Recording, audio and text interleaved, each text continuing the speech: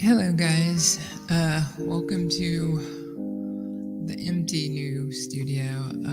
I haven't even brought over my clothes yet, so I'm hoping that you guys can hear the sound.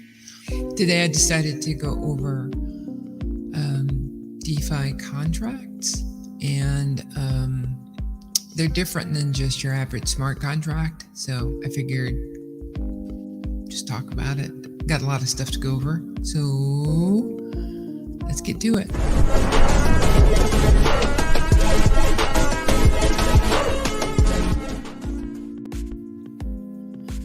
Okay. So I've got so much stuff today. I decided to hold on, man. I moved computer so the music and stuff seems louder. Hold on.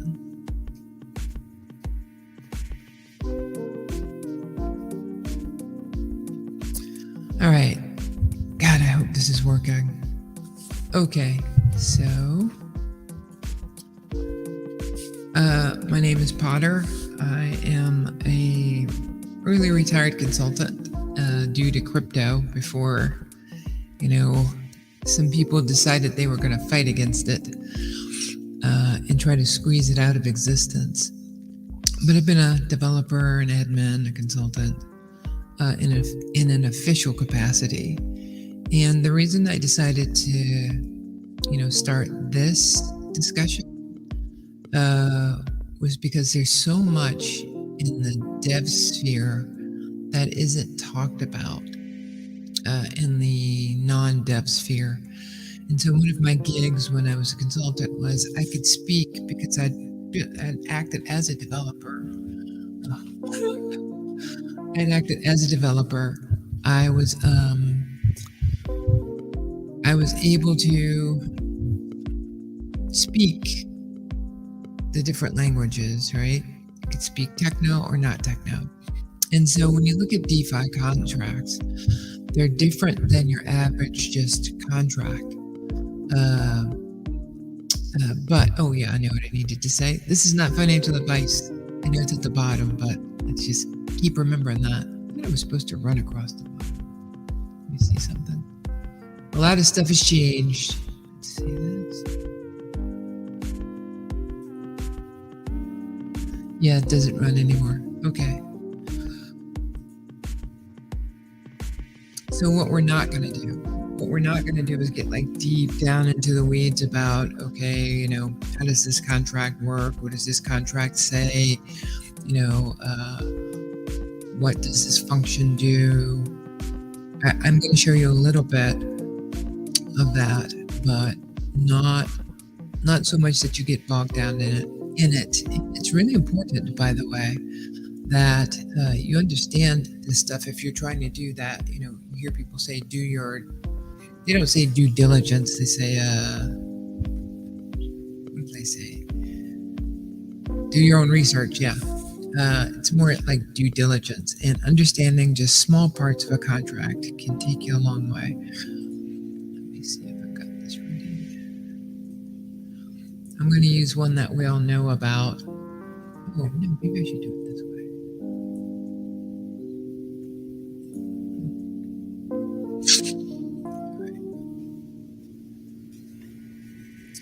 Okay. Now I lost the screen where you guys are.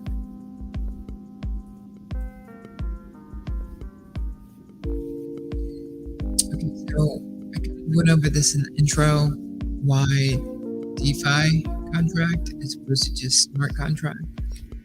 Well, there's all kinds of things in a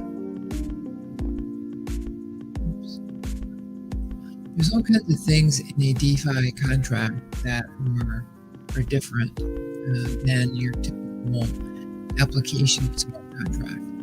So what's going to happen with smart contracts? You can already see it starting to happen in private networks that have a blockchain on Azure, maybe even Amazon, but definitely on Azure, where they write contracts that say your permissions. You can't go here or there on a router. You can't go here or there on a network. You can't go here or there on a machine. It's not worried about economics. So So those smart contracts can be written in a way that helps promote a business.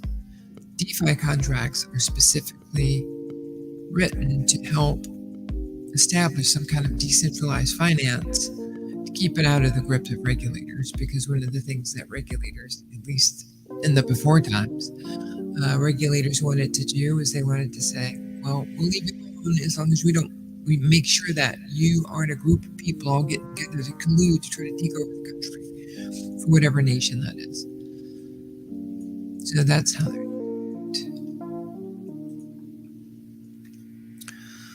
Okay, this is a little bit of a stretch.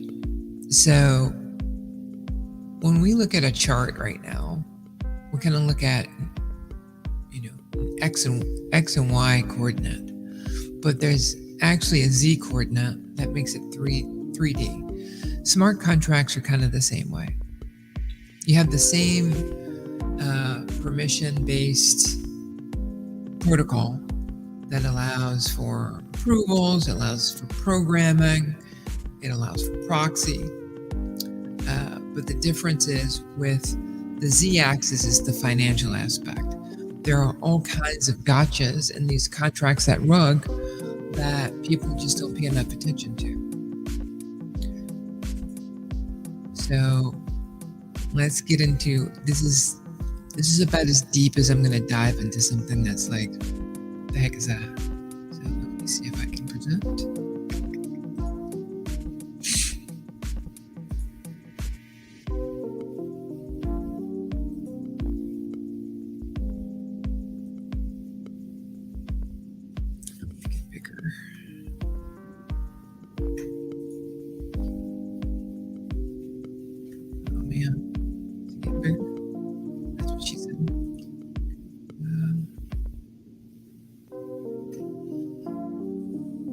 So this is the contract for Wales Candy, and we're not going to go through it because, as you can see, it's this long.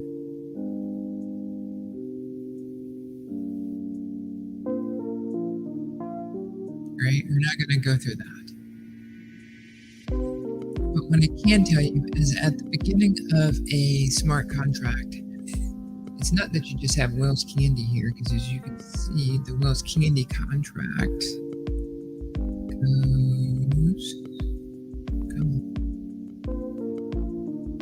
Maybe this is a bad one to show this on. Yeah, it does extend all the way. Is at the beginning of a contract, you have this set component or get component where it instantiates the beginning of the actual contract. This is where you have your basic information, as you can see there, hard coding in stuff for safe math. And when I was talking about using the differences between a smart contract for DeFi and a smart contract for non-DeFi, you probably wouldn't have things in here like safe math.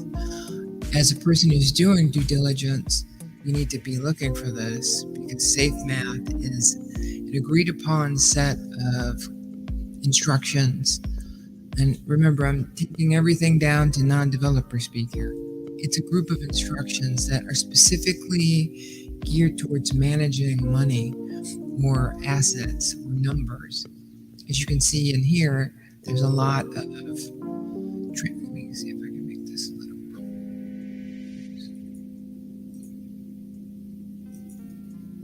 There's a way to make that close, but I'm used to doing it on my Apple. So, when you're dealing with these kind of contracts, there's a lot of back and forth with numbers, and as a developer or as somebody looking at developers, you really want to take that out of their hands. You want to know that they're using a protocol that's in alignment with something that's already been done before. So the safe math class, we don't call it a class, is a good sign that the contract's going in the right direction. But there are things that happen the first time a contract is run, and those are kind of in the constructor function.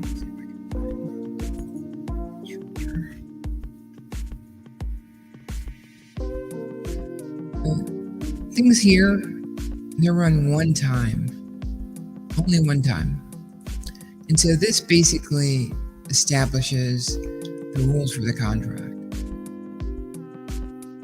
And a lot of this is around the person who is going to deploy the contract. They have a lot of information in here so that they can start interacting with the contract that nobody else can. And you kind of see this here as well, message as sender. Usually that's the person who deploys it. Could be different for multisig.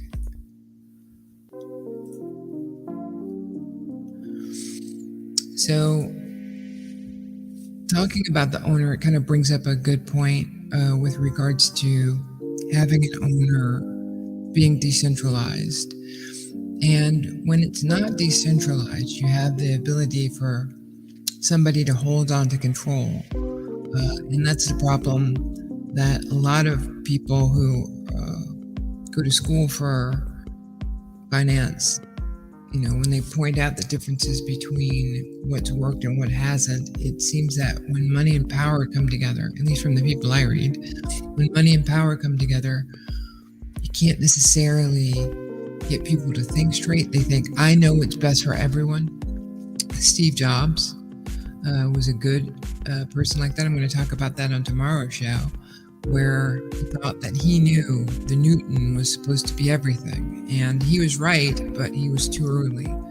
So decentralized mechanisms allow you to vote on things without one person or a group of people who aren't invested in the actual application or DeFi app or DApp.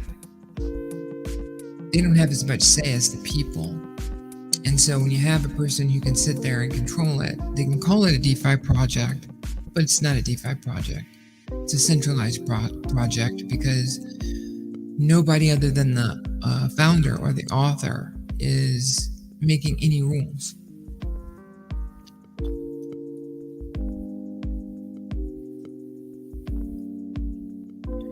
Also, when you look at decentralized versus owned, it helps kind of establish, is this a commodity or a security? So if it's the way that I look at it, again, not financial advice, but the way I look at it is, if you have the ability to collect something that not only represents, an asset that's worth money, but also it's oh God, I got a message. I'm hoping he's saying he can hear me. It's Twitch. It was nothing. Okay. I must have said a keyword and the bot popped in. Okay. Crap sticks. So if you look at something that holds a value that's similar to the dollar, how is that not a bank, right? So I think what the SEC is saying is that anything that kind of gives the warm fuzzies that it's like a dollar, when it's not a dollar, is a competition to the dollar.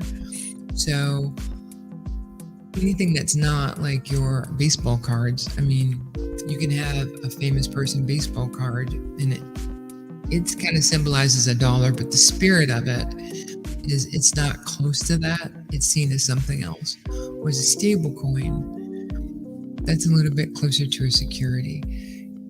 The thing that you'll find out about it, what I just said in this space, is you have varied opinions. You have varied opinions in everything, but in this one, people really get wrapped around the axle.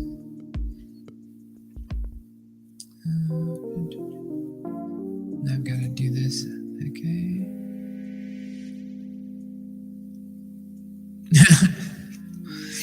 All right. So decentralized also helps with, do you have a tyrant? Somebody who just says, you will do as I do. I will take it. Like, I think it's called Sifu or Safu guy. His parents, well, allegedly, his relatives have said he's a bad guy. But there are people who still make videos about him. And then you have an evangelist It's kind of more like Forex, somebody who kind of walks the walk and talks the talk most of the time, and they're promoting the actual platform. Both of them are still not decentralized. They're still kind of owners, and they kind of take away from the decentralized mechanisms that make up the protocol. But what happens is you just have people out there right now who are just, they don't understand up from down. So an evangelist could be good for them. A tyrant is usually a charismatic person who turns into a tyrant once power is established. So the good and the bad, I've kind of gone over that a little bit as we've talked.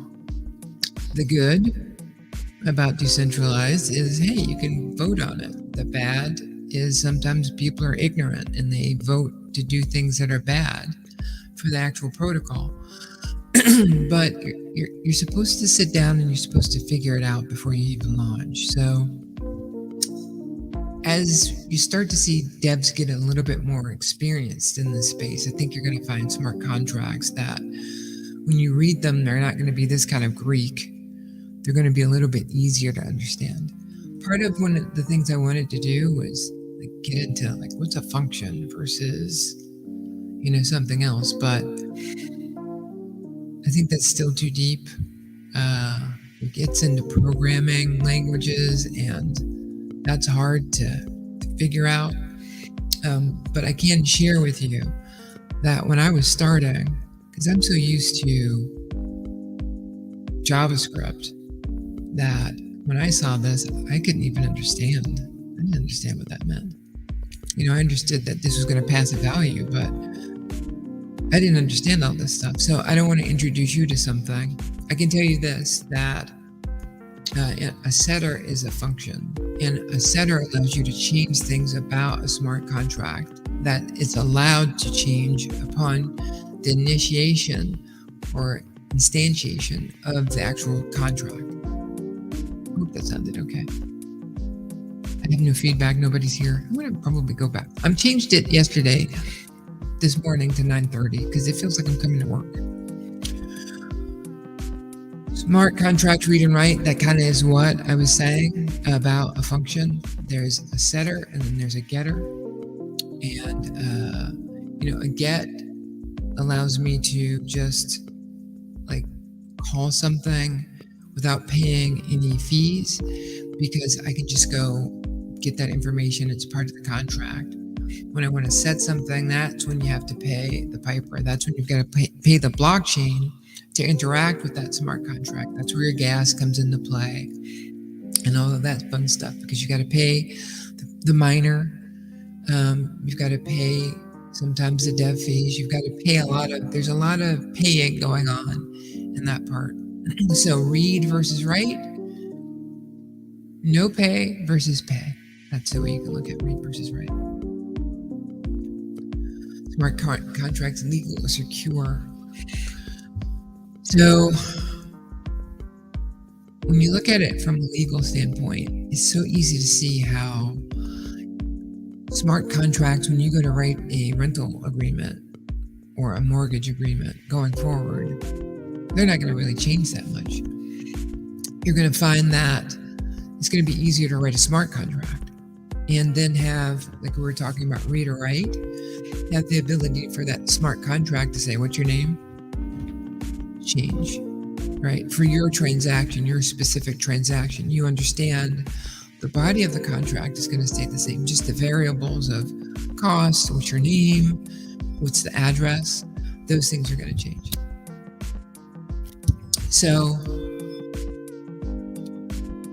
it's going to be weird because I think in the legal place, you're going to want legal and secure. In DeFi space, you kind of want more secure. So it's a toss-up.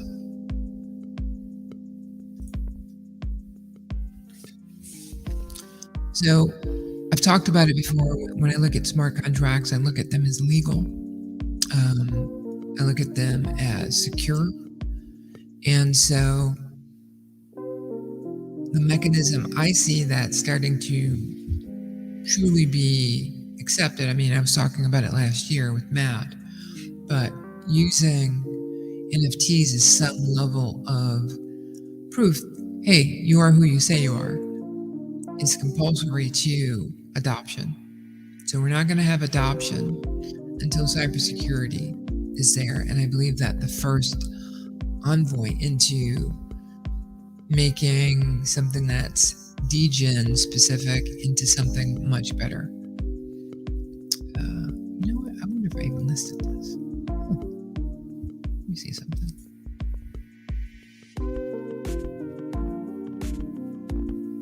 Yeah, I listed. Okay. So, without feedback, guys, I don't know how this is going.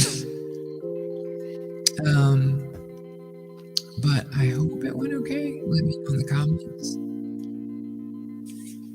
So, ultimately, I kind of said it, I've sprinkled it throughout. Smart contracts are going to promote new jobs, new technology, new economy, and hope. There's no doubt that that's going to happen because it's happening now. There's so much administrivia that ties up people from getting things done because somebody has to look at it, somebody has to approve it, because contracts can change. In the blockchain, contracts can't change.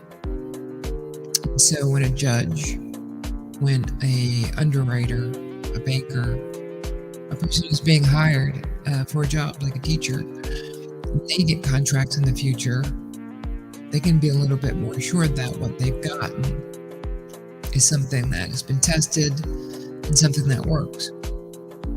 When it comes to jobs, who's going to do that? There's going to be new admins needed, people who understand how to work with smart contracts, understand the new economy that it generated. Like for every legal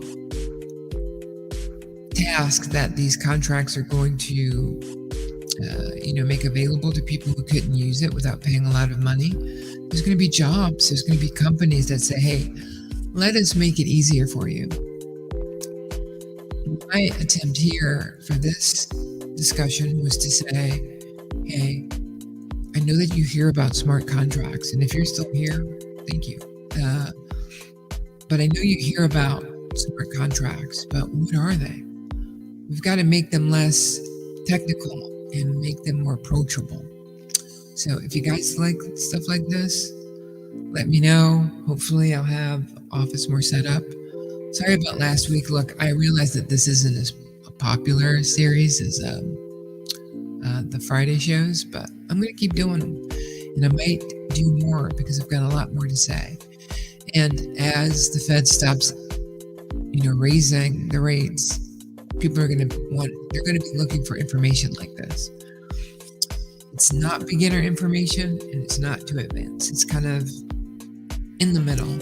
And with your help, I can figure out how to make it even better.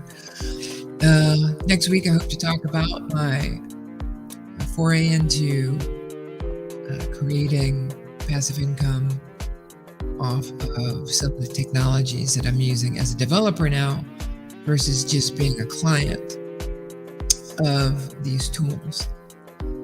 Again, guys, thank you. If you stayed this long, thank you very much. Really appreciate it. This is a hard show to do without feedback, so I hope you heard me. I will talk to you later, and remember, game on.